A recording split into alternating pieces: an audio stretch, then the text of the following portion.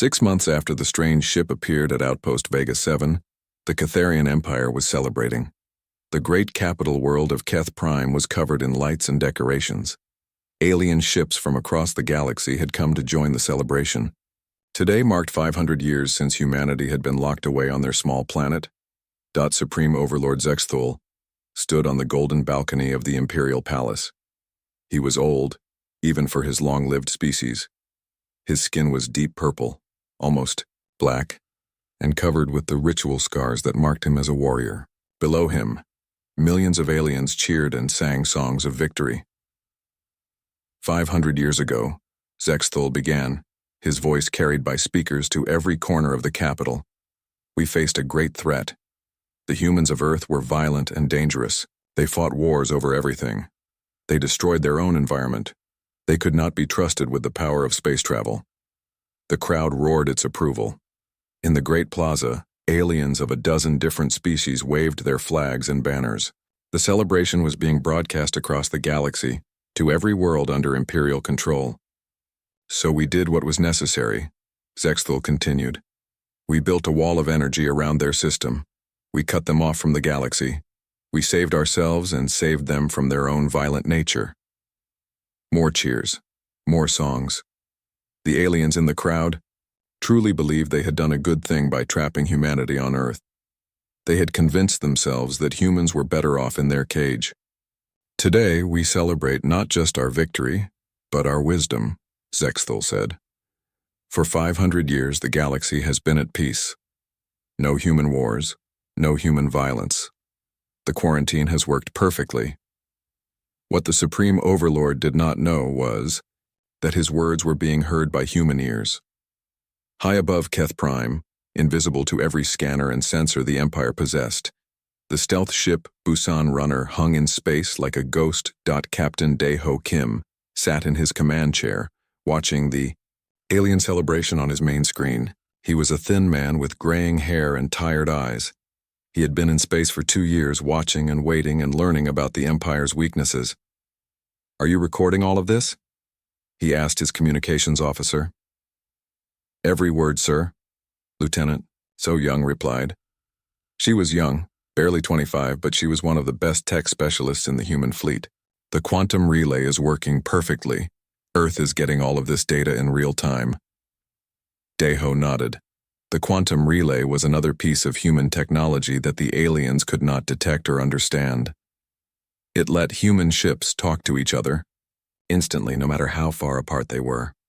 The Empire still used old-fashioned radio signals that took years to cross the galaxy. "Look at them," said Commander Jinsu, Dae-ho's second-in-command.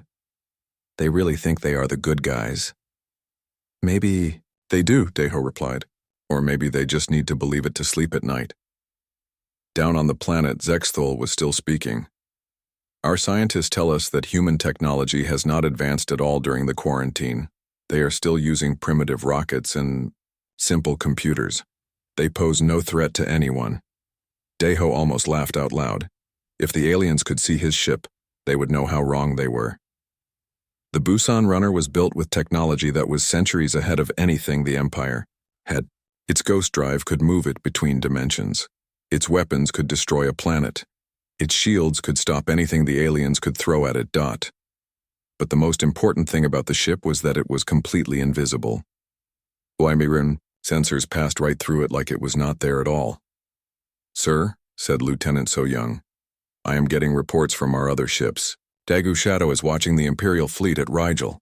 Sol Ghost is monitoring the weapons factories on Vega Minor. All ships report successful infiltration." Dae-ho smiled. For 6 months, human ships had been moving through Empire space like invisible wolves. They watched, they listened, they learned. The aliens never knew they were there. The humans had discovered something important during these secret missions. The Empire was not as strong as it pretended to be. Its technology had not improved in hundreds of years. Its military was lazy and overconfident. Its leaders were more interested in ceremony and politics than in actually defending their territory. The quarantine that was supposed to keep humans weak had made the Empire weak instead. "Captain," said Commander Jinsu, "we are receiving new orders from Earth." Daeho looked at the message on his private screen. The orders were from Admiral Sang-ho Choi, the head of Earth's secret space fleet. The message was short and simple. Phase 2 begins now. Start the invisible war. For months, human ships had only watched and learned. Now it was time to act. Far away on Earth, Dr. Yoonji Lee sat in her office deep beneath the mountains of Korea. Around her, hundreds of scientists and engineers worked day and night on humanity's greatest project. They called it the Strategic Defense Initiative, but everyone knew what it really was. It was humanity's plan to break free from their cage. Yoon-G was reading reports from all the human ships scattered across the galaxy. Each ship had been studying different parts of the Empire. The Busan Runner had mapped the capital world's defenses. The Soul Ghost had learned about alien weapons technology. The Incheon Shadow had discovered the Empire's supply routes. All of this information painted the same picture. The Empire was like a giant tree that looked strong, but was rotten inside. It could be brought down, but only if humans were smart about it. Dr. Lee, said her assistant, Youngmin, the Admiral is here to see you. Admiral Sang-ho Choi entered the office. He was a big man with white hair and hands that were scarred from years of working on spaceships. He had been planning humanity's revenge for 20 years. What did you think of the celebration? He asked. Interesting, Yoonji replied. They really believe their own lies. Good, said the Admiral. That will make our job easier. Overconfident enemies make mistakes. He sat down across from her desk. Are we ready to begin Phase 2? Yoonji looked at her computer screens. They showed the positions of 50 human ships spread across the galaxy. Each ship was invisible to alien sensors. Each ship carried weapons and technology that the Empire could not imagine. We are ready, she said. Then let's begin, the Admiral said. It is time to show the Empire what happens when you cage humanity for 500 years. Back on Keth Prime, the celebration was reaching its peak. Fireworks exploded in the night sky. Alien musicians played songs of victory. The Supreme Overlord raised his arms to the cheering crowd. The quarantine will last forever, he declared. Humanity will never threaten the galaxy again. High above, Captain Daeho Kim watched the celebration with cold eyes. The aliens were so busy congratulating themselves that they did not notice the small problems that were starting to appear across their territory. Communications satellites were experiencing strange glitches. Supply ships were arriving late at their destinations. Computer networks were running slower than usual. Weapon systems were showing minor errors during routine maintenance. None of these problems seemed connected. Each one looked like a simple equipment failure or computer bug. The Empire's engineers fixed each problem as it appeared and forgot about it. They did not know that every glitch and every error was caused by invisible human ships. Ships that could appear anywhere, strike without warning, and vanish before anyone knew they had been there. The invisible war had begun, and the Empire did not even know it was under attack. As the celebration continued on Keth Prime, Daeho received reports from human ships across the galaxy. Phase 2 was working perfectly. The Empire's infrastructure was being slowly and quietly damaged. Their computer networks were being infected with human viruses.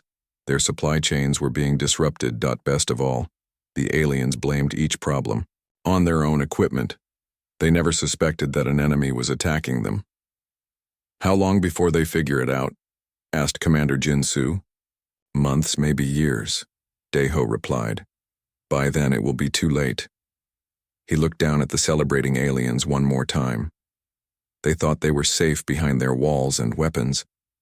They thought humanity would always be trapped and helpless. They were about to learn how wrong they were. The cage was breaking open, and what was inside was hungry for revenge. The alarm bells rang through Outpost Vega 7 like the screams of dying stars. Commander Veltar rushed from his sleeping quarters, his 6 legs carrying him quickly through the metal halls of the space station. His purple skin turned darker with worry as he reached the control room. What is happening? He demanded, his voice deep and rough like grinding rocks. Lieutenant Korval pointed at the main screen with one of his forearms. His eyes were wide with fear. Sir, we have detected something at the edge of the Terran zone, something big. Veltar looked at the screen and felt his blood turn cold. The Terran quarantine zone had been empty for 500 years. Nothing was supposed to be there. The humans were trapped on their little blue planet, cut off from the rest of the galaxy. That was how things were supposed to stay. "Show me," Veltar said, his voice quiet now. The screen changed, showing the dark space at the edge of human territory. At first, Veltar saw nothing but stars and empty blackness. Then the space began to bend and twist like water in a storm. Purple and blue lights danced in the darkness, and something began to appear. It was a ship. But unlike any ship Veltar had ever seen, the Catharian Empire had ruled the galaxy for 1,000 years. They had seen ships from every known race. But this was different. This was new. The ship was huge, maybe 3 times bigger than their largest warships. But it did not look heavy or slow. It moved through space like a fish through water, smooth and graceful. Its surface was not flat metal like normal ships. Instead, it curved and flowed like it was alive. Parts of it seemed to glow with a soft white light that hurt to look at directly. "What are our sensors telling us?" Veltar asked, never taking his eyes off the strange ship. "That is the problem, sir," said Korval. "Our sensors are going crazy. The energy readings make no sense. It is like the ship is there and not there at the same time." Veltar nodded slowly. He had been a commander for 30 years. He had fought in the border wars against the Zephyrian rebels. He had seen ships destroyed and planets burned. But he had never seen anything like this. The ship on the screen began to turn, as if it knew they were watching. Veltar could see more details now. There were no visible weapons, but somehow that made it more frightening, not less. The smooth surface had patterns that seemed to shift and change as he watched. It reminded him of the old stories his grandmother told about ghost ships that sailed between the stars. "Sir," said another officer, "should we contact the High Command?" Veltar thought about it. The High Command did not like to be bothered with small problems. They especially did not like to hear about problems with the human quarantine. The humans were supposed to be weak and primitive. They were supposed to be trapped on their world, playing with simple machines while the Empire ruled the galaxy. But this ship was not simple. This ship was beautiful and terrible and completely impossible. "Record everything," Veltar ordered. "Every sensor reading, every image. I want it all saved." For 3 hours they watched the ship. It moved slowly around the edge of the quarantine zone, like it was studying something. Sometimes it would stop and just sit there in the darkness. Other times it would move so fast that their cameras could barely follow it. The strangest thing was how quiet it was. Most ships made noise when they moved through space. Engines roared, metal creaked, energy weapons hummed with power. This ship made no sound at all. It was like watching a dream. Then, as suddenly as it had appeared, the ship began to fade. The space around it started to bend and twist again. The purple and blue lights returned, dancing around the ship like hungry flames. "Sir, it is leaving," Korval said. "Where is it going?" Veltar asked. "I do not know, sir. It is just disappearing." And it did. One moment the ship was there, solid and real and impossible. The next moment it was gone, leaving only empty space and confused sensors. Veltar stared at the screen for a long time after the ship vanished. His officers waited in silence, not sure what to say or do. Finally, he spoke. "Send a report to High Command. Tell them we detected an unknown vessel at the edge of the Terran zone. Include all our recordings." "Sir," Korval said carefully, "what if they do not believe us?" Veltar looked at his lieutenant. "Then we pray to the old gods that we never see that ship again." Far away on a small blue planet at the center of the quarantine zone, Dr. Hyunwoo Park sat in his laboratory deep underground. The walls around him were covered with screens and machines that hummed quietly in the darkness. He was tired. He had been working for 18 hours straight, but he could not sleep. Not yet. A soft beep from his computer made him look up. New data was coming in through the quantum link. Data from space. Data from humanity's greatest secret. Hyun-Woo smiled as he read the reports. The test had worked perfectly. The Soul's Pride had jumped to the edge of human space, observed the alien monitoring station, and returned home without being detected. Well, almost without being detected. The aliens had seen the ship, but they did not understand what they were looking at. To them, it was just a mystery. They did not know it was a human ship. They did not know that humanity had been working in secret for 200 years, building new technologies that the Empire could not imagine. Hyun-Woo picked up his phone and called his team. "Everyone get some sleep," he said. "Tomorrow we start planning the real mission." He walked to the window of his laboratory and looked up at the night sky. Somewhere out there, alien ships patrolled the borders of human space, keeping humanity trapped like animals in a cage. The aliens thought they were safe. They thought humans were weak and stupid and would never be a threat. They were wrong. Hyun-Woo had spent his whole life working on the Ghost Drive, the technology that lets ships move between dimensions like stepping through doorways. Other human scientists were working on new weapons, new shields, new ways to travel between the stars without being seen. The aliens had given humanity 500 years to think and plan and grow stronger. They thought the quarantine would keep humans weak. Instead, it had given humanity time to become something the galaxy had never seen before. Something dangerous. Hyun-Woo looked at the data from the Soul's Pride one more time. The ship had collected information about alien technology, alien defenses, alien weaknesses. Soon humanity would have enough information to make their move. The quarantine was about to end. The aliens just did not know it yet. As Hyun-Woo turned off the lights in his laboratory, he thought about his daughter. She was only 5 years old, but she would grow up in a galaxy where humans were free to travel among the stars. She would see worlds that her father could only dream about. The mysterious ship that had appeared and vanished at the edge of human space was just the beginning. Soon the Empire would learn what happened when you tried to cage humanity. They would learn that some cages were not meant to hold their prisoners in. Some cages were meant to keep the rest of the galaxy safe from what was inside. And now the cage was about to open. Admiral Sang-Ho Choi stood in the command center deep beneath Seoul, surrounded by screens that showed every corner of the galaxy. Each screen displayed the position of a human ship, invisible to alien eyes, carrying out missions that would bring down an empire.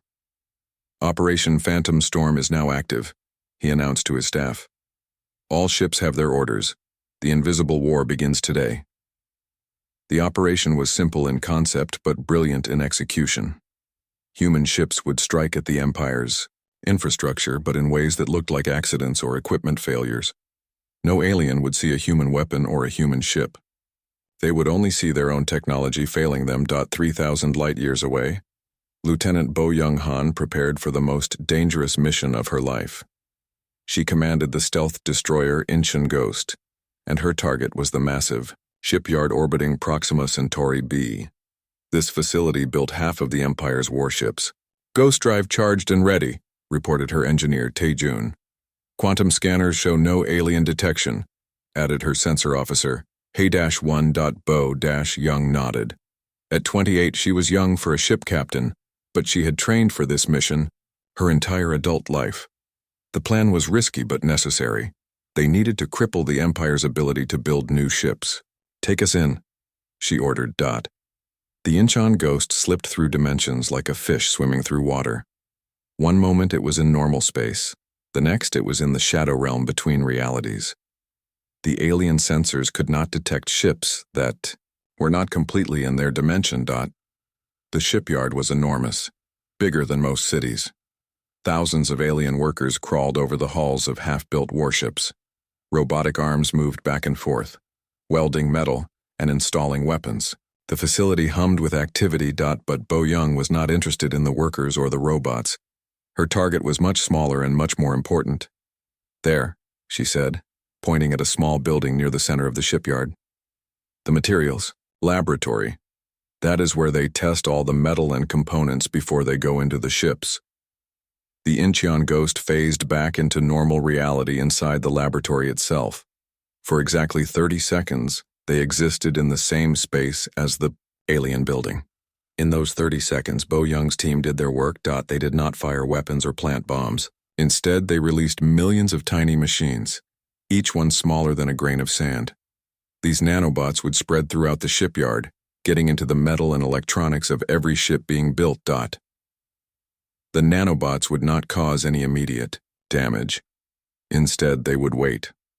Months later, when the ships were finished and sent to patrol the galaxy, the nanobots would activate. They would weaken key structural points, cause electronic systems to fail, and make weapons misfire at critical moments. To the aliens, it would look like a terrible manufacturing defect. They would blame their own quality control and never suspect sabotage. Mission complete, Bo Young reported as her ship phased back into the shadow dimension. Nanobots deployed successfully. Admiral Sang-Ho Choi smiled when he received the report. The shipyard mission was just one of dozens happening across the galaxy. Human ships were striking everywhere at once like invisible lightning.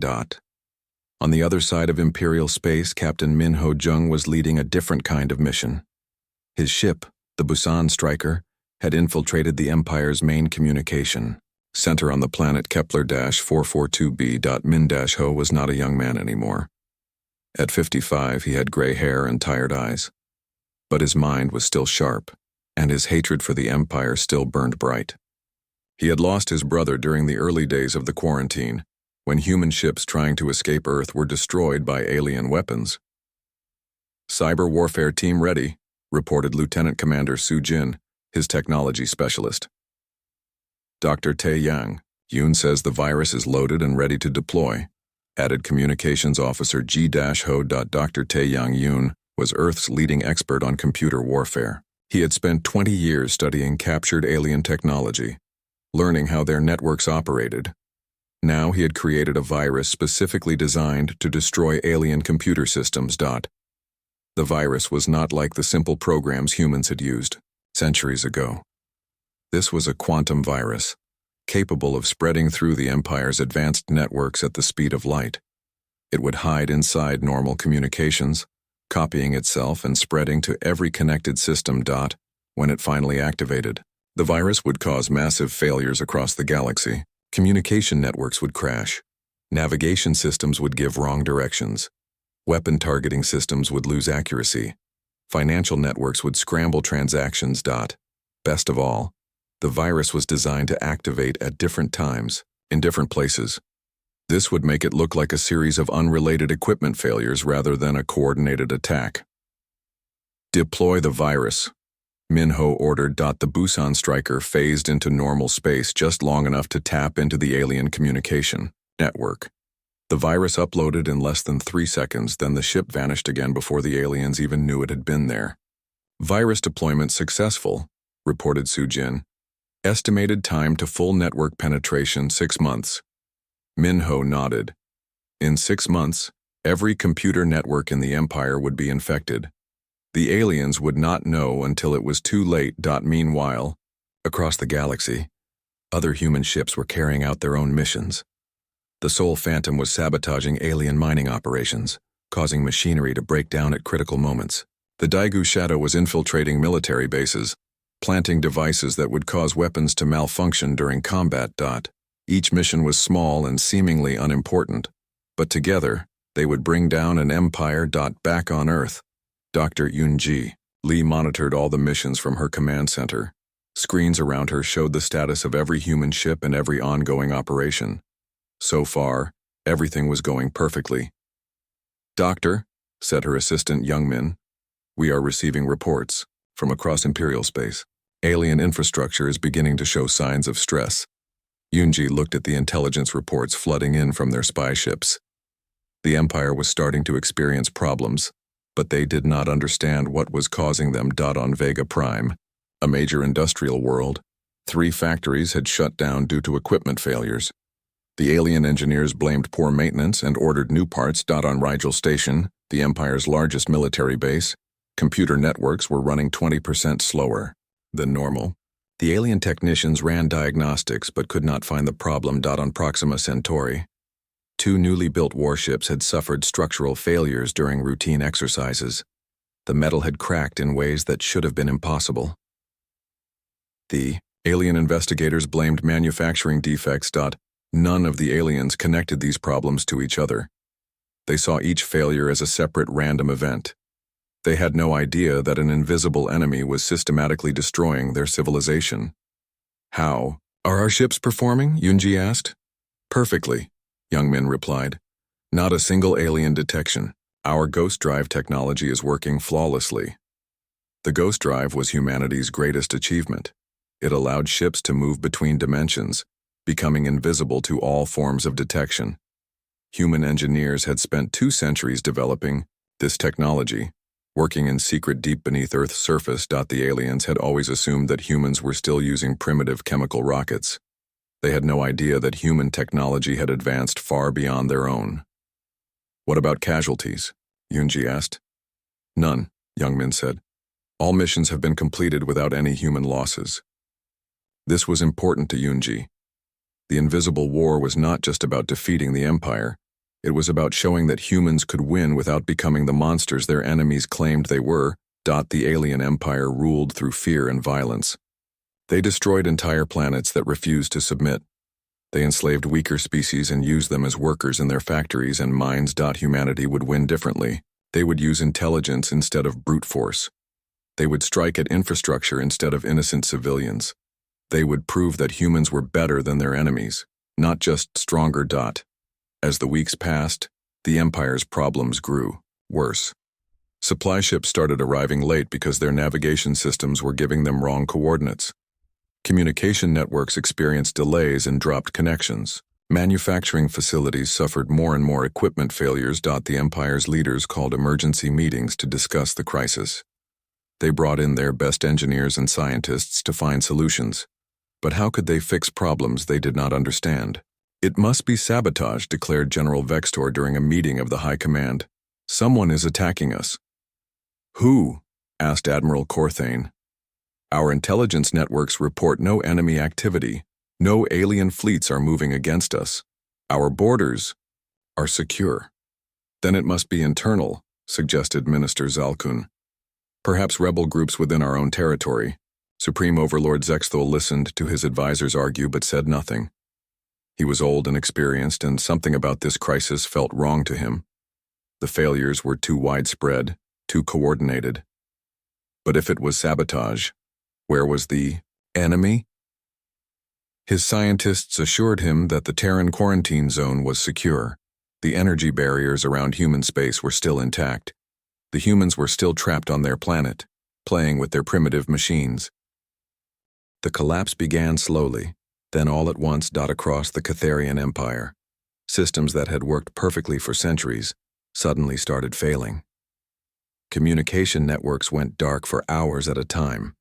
Supply ships arrived at their destinations carrying the wrong cargo, or sometimes no cargo at all. Military bases found their weapons systems giving error messages that their technicians had never seen before. Supreme Overlord Zexthul stood in his war room, staring at reports that made no sense. In the past month, the Empire had lost contact with 12 colony worlds. 37 warships had suffered critical systems failures. The great shipyards of Proxima Centauri had shut down completely after a series of catastrophic accidents. This cannot be coincidence, he said to his assembled generals. Someone is attacking us. But who? Demanded Admiral Corthane. Our intelligence networks detect no enemy movements. No alien fleets are approaching our borders. No rebel groups have claimed responsibility. General Vextor pulled up a holographic map of the Empire. Red dots marked every location where problems had occurred. Look at the pattern, he said.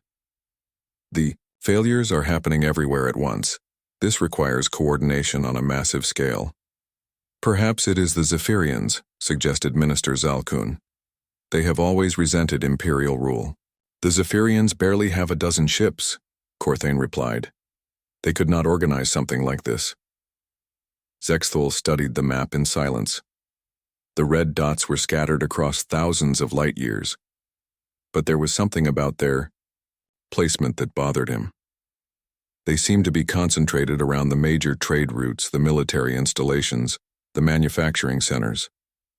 Someone had targeted the Empire's most important assets with surgical precision. Sir, said a young communications officer, We are receiving an urgent message from Deep Space Observatory 7. What is it? Zexthul asked.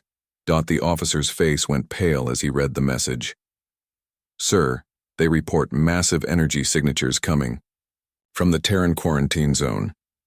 The war room fell silent. For 500 years, the Terran zone had been empty space and one small blue planet. Nothing had ever come out of it. Nothing was supposed to be able to come out of it. That is impossible, Zexthul said.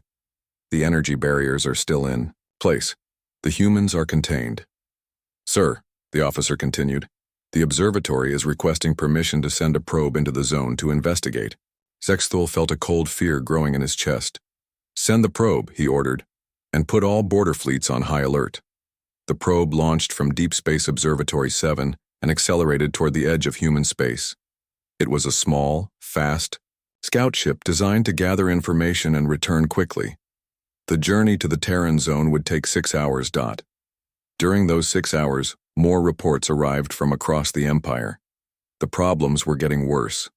Entire star systems were losing power. Military bases were going dark. The carefully organized structure of Imperial civilization was falling apart. When the probe finally reached the edge of the Terran zone, its sensors detected something that should have been impossible. The empty asteroid belt around the human sun was not empty anymore. It was full of ships. Thousands of ships. Ships of designs that no Imperial scientist had ever seen. Ships that moved without visible engines. Ships that seemed to bend space itself around them. And the asteroids themselves had been transformed.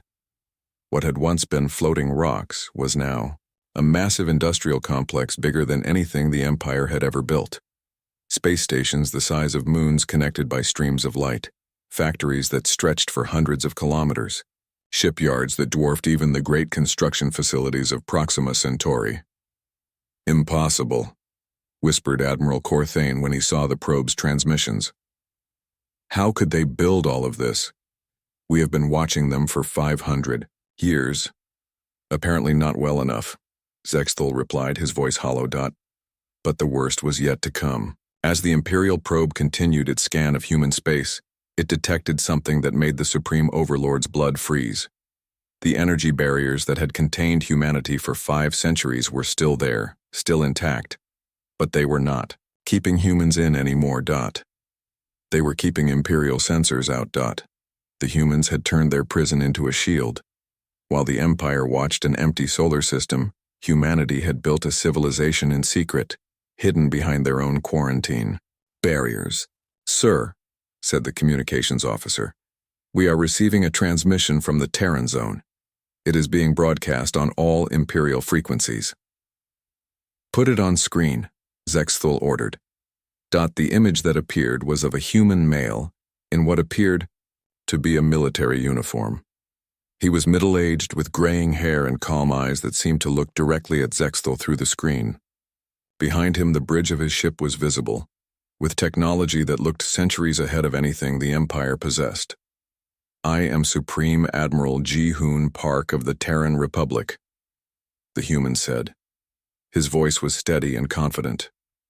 I am speaking to the leaders of the Catharian Empire. Zexthul found himself leaning forward despite his fear. This was the first human voice heard in Imperial space for 500 years. You locked us away because you thought we were dangerous, Ji-Hoon continued. You built walls around our system because you feared what we might become. Well, congratulations, you were right to be afraid. The human smiled, and it was not a pleasant expression. The quarantine is over. We are coming out. And you forgot the most important rule about caging an apex predator. Eventually, it learns to pick the lock. The transmission ended, leaving the war room in stunned silence. How many ships do they have? Zexthul asked quietly. General Vextor consulted the probe's data. Initial scans suggest at least 10,000 combat vessels, sir. Possibly more. And their technology? Unknown, sir. But based on what we can see, it appears to be significantly more advanced than ours. Zexthul closed his eyes. The Empire had 15,000 ships scattered across the galaxy, but most of them were patrol vessels or transports. Only about 4,000 were true warships. And if the humans had been behind the recent infrastructure failures, then many of those ships might not be fully operational. Recall all fleets to defensive positions, he ordered. Send a message to every world in the Empire. Prepare for war. Sir? Asked Admiral Corthane. What about the colonies near the Terran zone? Should we evacuate them? Zexthul thought about it. The colonies were important, but they were also closest to human space. If the humans were truly as dangerous as they seemed, those worlds would be the first to fall. Begin evacuations, he decided, but quietly. We do not want to cause a panic. It was too late for that. Within hours, word of the human transmission had spread across Imperial space. Colony worlds that had felt safe for centuries suddenly found themselves on the front lines of a war they did not understand. The Imperial fleet's response was swift but chaotic. Ships that had been patrolling quiet sectors were ordered to race toward the Terran zone. But many of them suffered breakdowns along the way, victims of the sabotage that had been carried out over the previous months. The ISS Divine Wrath, one of the Empire's most powerful dreadnoughts, was leading a battle group toward human space when its main engine suddenly failed. The ship drifted helplessly for 6 hours before emergency repairs could be completed. The ISS Eternal Glory experienced a complete communications blackout, just as it was preparing to join the defensive fleet. When the systems finally came back online, the ship's navigation computers had been wiped clean. Across the Empire, similar problems plagued every military response. Ships broke down, weapons malfunctioned, and communication networks failed at critical moments. The invisible war that had been waged for months was now showing its true impact. Supreme Overlord Zexithul realized that his empire was already crippled before the real fighting had even begun. On Earth, in his command center beneath the Korean mountains, Admiral Sang-Ho Choi watched the Imperial response with satisfaction. His screens showed the positions of every alien ship, tracked by the invisible human vessels that had been watching them for years. The Empire is mobilizing about 60% of their total fleet, reported his intelligence officer, Colonel Yu Jin. The rest are either too damaged to fight or too far away to respond quickly. And their condition? Sang-Ho asked. Poor, sir.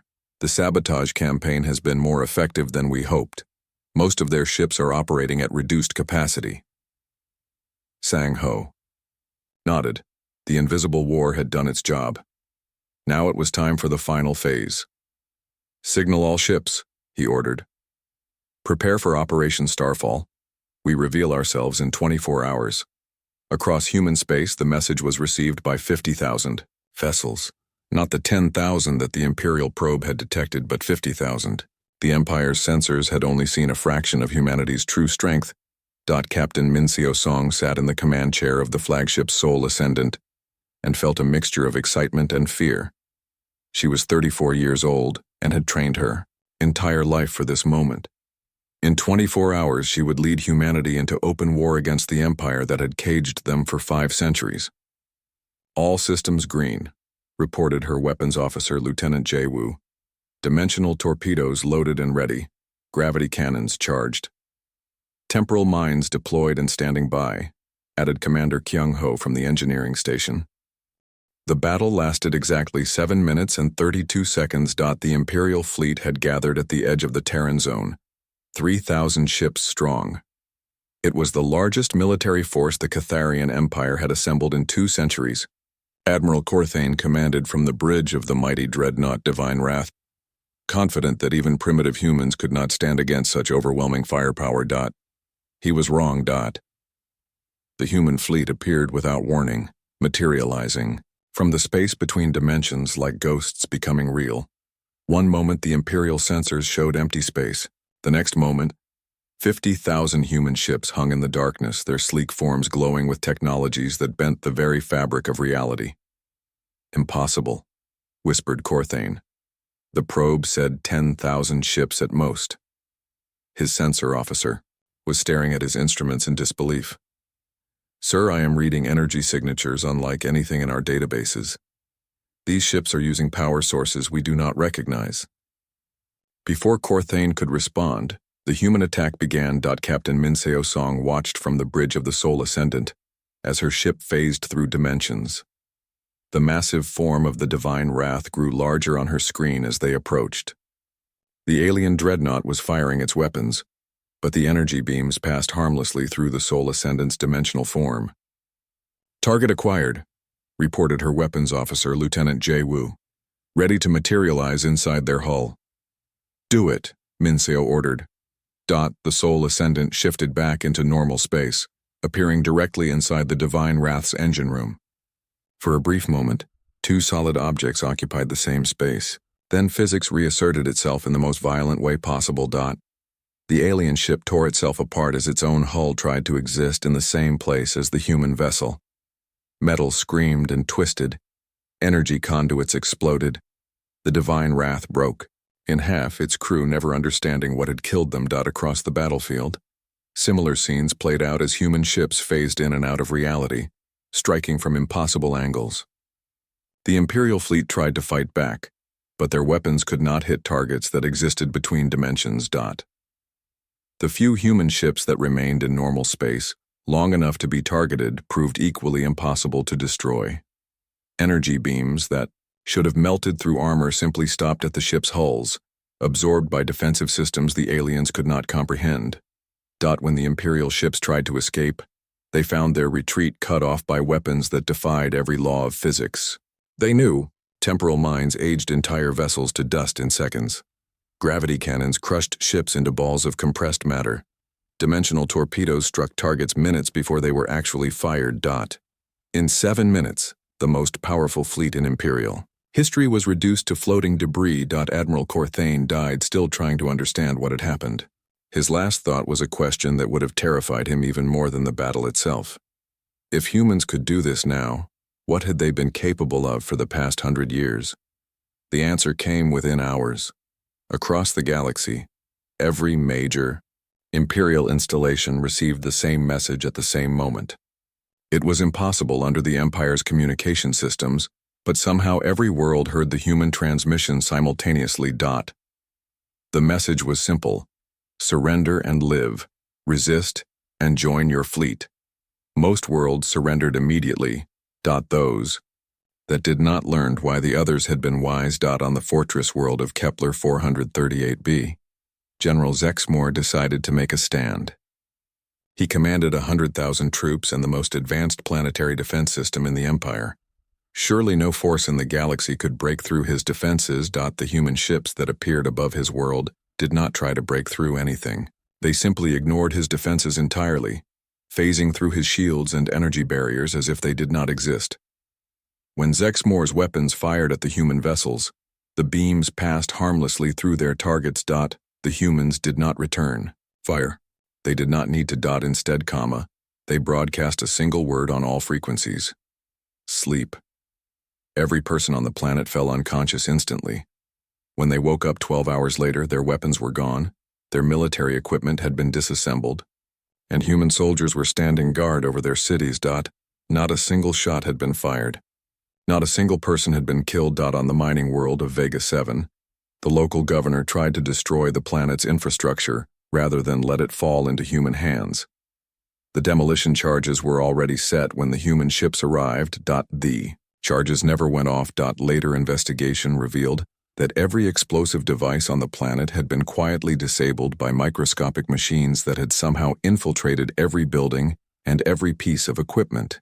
The governor realized that humans had been preparing for this moment much longer than anyone had imagined. On Rigel Prime, the Empire's military academy, 10,000 young officers barricaded themselves in the fortress and swore to fight to the death. The humans simply waited. 3 days later, the officers opened their doors and surrendered, not because they had been attacked, but because they had been shown the truth.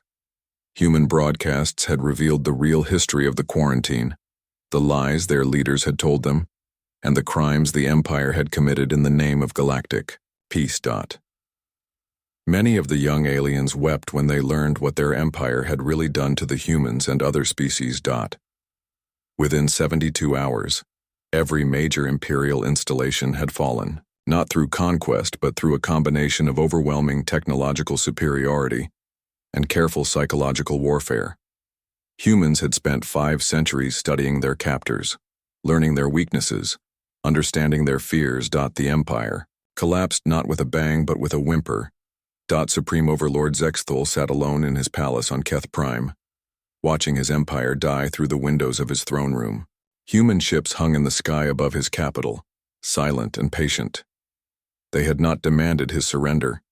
They had simply waited for him to accept reality. When the doors to his throne room opened, Zexthul expected to see human soldiers. Instead, he saw a single human male in a simple uniform. The man was young, perhaps 30 years old, with kind eyes and a gentle expression. "Supreme Overlord Zexthul," the human said in perfect Catharian. "I am Emperor Dongwook Kim of the Terran Republic." Zexthul stared at him. "You are just a child." Dongwook smiled sadly. "I am the same age you were when you helped build the quarantine around Earth. I have spent my entire life preparing for this day." "What do you want?" Zexthul asked. "Peace," Dongwook replied. "Real peace. Not the false peace you created by caging those you feared." He walked to the great window and looked out at the city below. "Your empire ruled through fear and violence. For 1,000 years. You destroyed planets that refused to submit. You enslaved entire species. You convinced yourselves that this was necessary for the greater good." Zexthul said nothing. He knew it was all true. "We will do better," Dongwook continued. "The galaxy will be free to choose its own path. No more quarantines. No more forced submission. Those who wish to join us may do so freely. Those who prefer independence will have it. And if they choose to fight you?" Dongwook turned back to the old alien.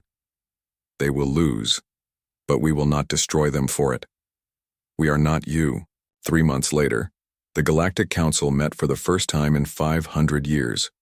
But this time, humans sat at the head of the table. Emperor Dongwook Kim addressed the assembled representatives of 1,000 worlds. Behind him stood advisors, who had once been his enemies, aliens who had chosen to work with humanity rather than against it. "The Age of Empires is over," he announced. "Today begins the Age of Cooperation."